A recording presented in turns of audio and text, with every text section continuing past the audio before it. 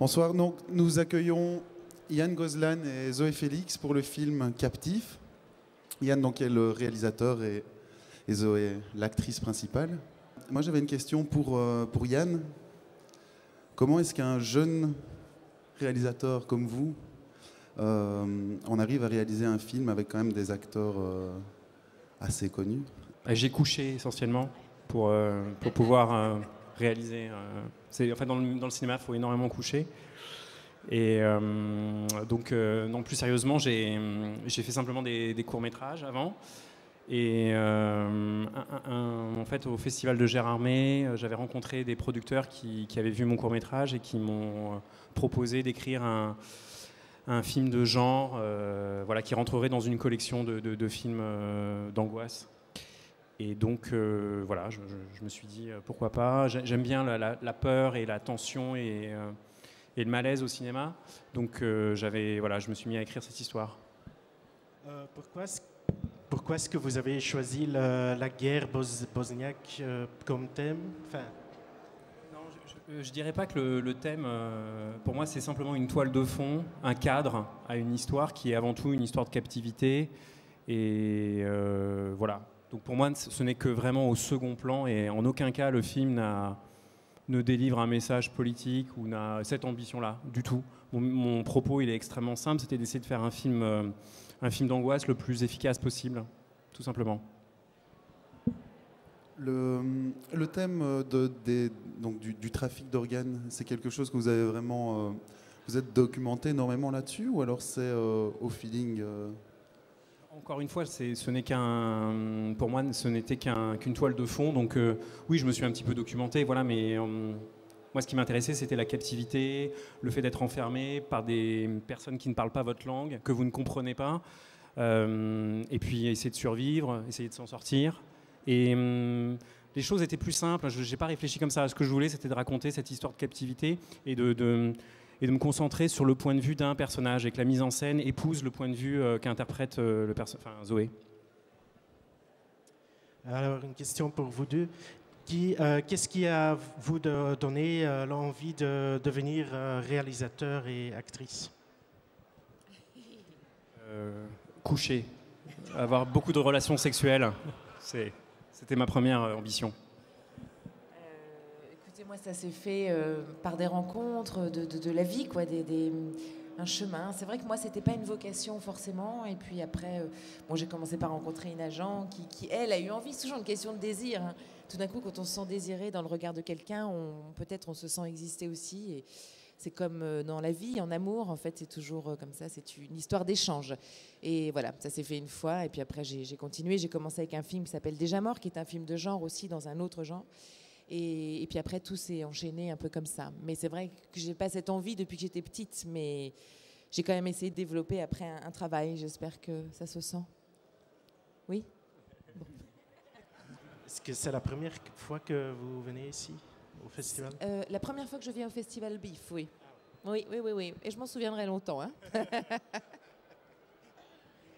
Donc le film de genre, c'est vraiment une vocation chez vous? C'est quelque chose qui vous plaît mais qui fait partie d'un... Ce n'est qu'une facette de votre talent? C'est gentil, mais... non, enfin, les films de genre, c'est les premiers films que j'ai vus adolescents qui m'ont vraiment marqué. Donc les films de Brian De Palma, les films de Polanski. Donc il y a un peu de Larsen. C'est un genre que j'aime bien. Maintenant, j'aimerais travailler sur d'autres genres, sur d'autres histoires. Je suis pas cantonné à ça spécialement, mais c'est vrai que la tension, la peur au cinéma, le suspense, c'est vraiment quelque chose que j'aime bien particulièrement. Et vous, Zoé, ça vous plaît ce genre de film? C'est une expérience que vous allez recommencer ou vous préférez rester dans des choses... Moi, j'aimerais bien recommencer, ouais. Mais avec Yann. Oh, je suis drôle. Non, on est un peu lourd, on est un peu chiant, pardon. Oui, j'aimerais vraiment recommencer. Moi, j'ai adoré l'expérience. Je trouve que c'est très libérateur de jouer des rôles physiques comme ça. Parce que dans la tradition du cinéma français, il y a beaucoup de textes, souvent. Et bon, là, du coup, on n'en a plus. Hein, donc, on est bien obligé de trouver l'émotion, la faire passer d'une autre manière. Et voilà, c'était un travail intéressant pour moi. Et tout à fait jouissif pour rester dans le registre. Voilà. Et en plus, c'était un tout petit film, on n'a pas eu beaucoup de temps. Donc des grosses journées de travail, un effort intense comme ça sur une courte durée. J'ai beaucoup aimé. Vous avez préparé le rôle d'une façon particulière? Vous êtes resté enfermé Non, absolument pas. Non. J'ai attendu le premier jour de tournage pour rester enfermé, parce qu'on a commencé dans les prisons. Mais non, pas particulièrement. On a beaucoup travaillé en amont. On a regardé des films avec Yann. Enfin, Yann m'a demandé de regarder Les yeux sans visage de Franju, qui est une référence esthétique, je pense, d'ambiance. Et puis, il m'a beaucoup parlé aussi de Sigourney Weaver, notamment dans le film La jeune fille et la mort de Polanski. Et parce qu'elle a une dimension à la fois de force et de fragilité, comme ça, de sensibilité et en même temps de volontaire. Donc, et puis effectivement un corps, une présence comme ça athlétique. Donc il avait envie de se rapprocher de ce genre de caractère. Vous avez pensé à Hostel un petit peu ou pas du tout? Oui, forcément quand on parle de captivité, de choses comme ça, mais esthétiquement j'avais pas du tout envie d'aller vers ce genre un genre qu'on considère comme un torture porn. Moi, je voulais aller à l'opposé de ça. Je voulais faire un film très épuré, qui joue sur l'ambiance, qui joue sur le malaise, plus que vraiment sur un voyeurisme, sur la violence. Au contraire, je trouve que le film n'est pas très très gore. Il y a quelques scènes un peu violentes, mais on est vraiment, je trouve, dans une sobriété, quoi, globalement. Enfin, voilà. Et je voulais plus axer sur le hors-champ, quoi, sur le travail, sur le hors-champ, sur la tension, sur la peur et l'angoisse que le personnage peut ressentir dans... Donc c'est un film en fait très minimaliste, en fait, très, très épuré, avec très peu de choses. Quel était le budget du film et comment tu l'as obtenu, le budget? Alors j'ai couché, donc ça je le répète, mais ça m'a pas suffi, donc j'ai dû aller voir des gens pour leur demander de l'argent. Le budget c'était autour d'1,2 million, je crois, 1,5 million d'euros. Et essentiellement l'argent vient de Canal+. On a une région, il y a des Sofica et peut-être un peu d'argent du distributeur, voilà. Donc c'est vraiment bon, c'est quand même de l'argent, hein, mais c'est vrai que c'est limité. On avait 34 jours de tournage, c'était assez réduit, quoi. Voilà. Bonsoir. Bonsoir. Le film est basé sur une histoire vraie, mais quelle est la part de réalité qu'on retrouve dans votre film? Le trafic d'organes, pour moi, n'est pas la thématique du film. Donc, le trafic d'organes existe dans le monde, existe dans certains pays.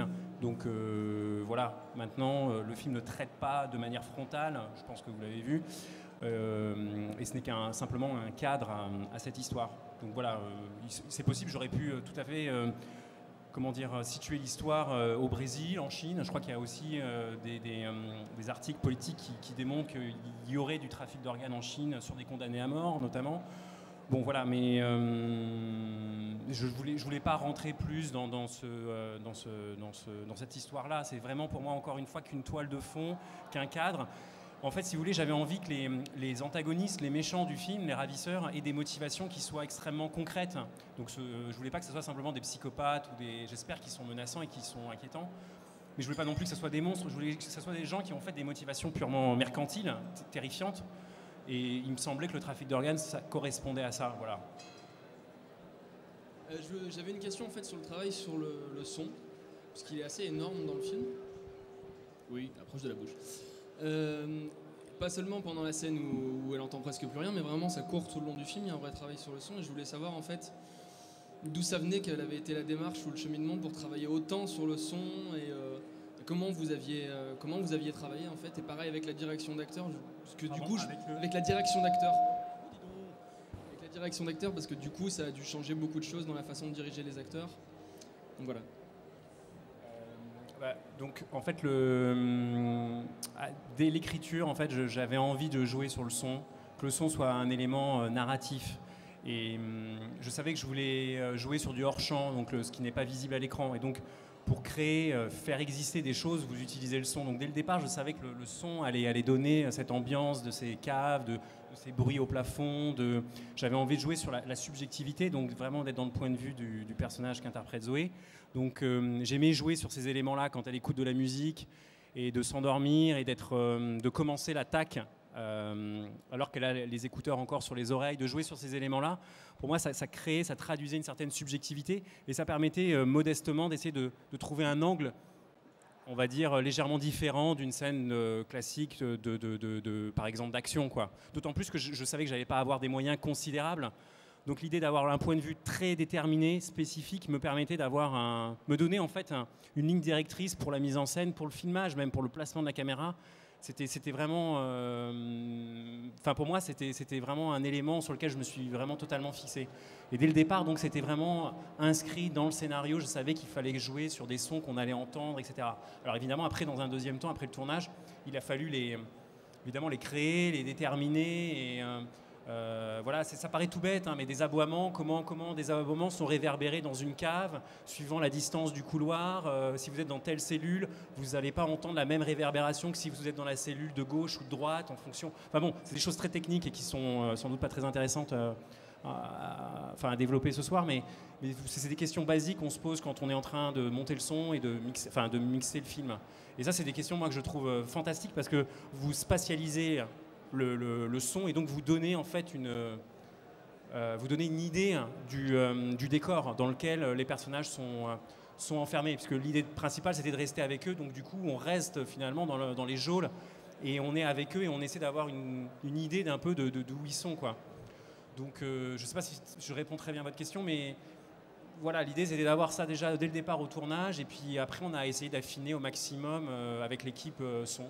Mais moi, c'est un travail que je trouve passionnant parce que c'est à cette étape-là, vous avez le film qui est déjà monté, vous voyez à quoi ça va un peu ressembler et vous êtes autant le tournage est une étape assez stressante parce que vous courez après le temps, même si le montage son, on avait peu de temps pour le faire, mais vous êtes quand même assis, vous avez le temps de vous poser des questions et vous posez des questions de mise en scène, quoi. C'est-à-dire vraiment des choses qui sont pour moi fondamentales et c'est là où vous affinez les choses et c'est là où vous donnez je trouve du relief à l'image. Et si vous voulez, moi spectateur, quand je regarde un film, je vois un film, je n'intellectualise pas les choses, mais je sens que le son joue sur moi, me donne une impression très particulière. Et même si l'audience, les spectateurs n'intellectualisent pas les choses, je pense qu'on est très très sensible, extrêmement sensible au son dans un film. Et voilà, je trouve que c'est vraiment une étape fantastique et vraiment très très intéressante dans la fabrication d'un film. Si vous avez un projet, un budget de rêve, quel serait votre film de rêve? Et vous, quel film est-ce que vous désiriez faire avec quel réalisateur ou quel acteur? Le budget, je ne raisonne pas comme ça, je pense en termes plutôt de projet. Ouais. Mais le projet, je ne sais pas, j'essaie de décrire un film, là, donc voilà, on verra. C'est celui-là que j'ai envie de faire maintenant.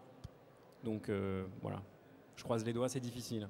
Moi, je veux faire le prochain avec Yann. Hein, non, je n'ai pas d'idée précise en fait sur un projet. J'aimerais être surprise et avoir des propositions, si c'est possible. Mais non, mais c'est plutôt l'inconnu qui m'attire et même peut-être avec un réalisateur inconnu également. Enfin, voilà. Sinon, des connus, il y en a plein avec qui j'aimerais travailler, mais je ne vais pas vous faire le listing parce que c'est un peu... voilà. Et c'est pour ça que je travaille avec Yann, oui. Oui. Je pense qu'on va en terminer là avant que ça ne vire à l'orgie. Merci. Merci Zoé, merci Yann pour votre présence. Restez encore un petit peu. Vous pourrez venir faire une photo avec Félix, avec Yann. Voilà.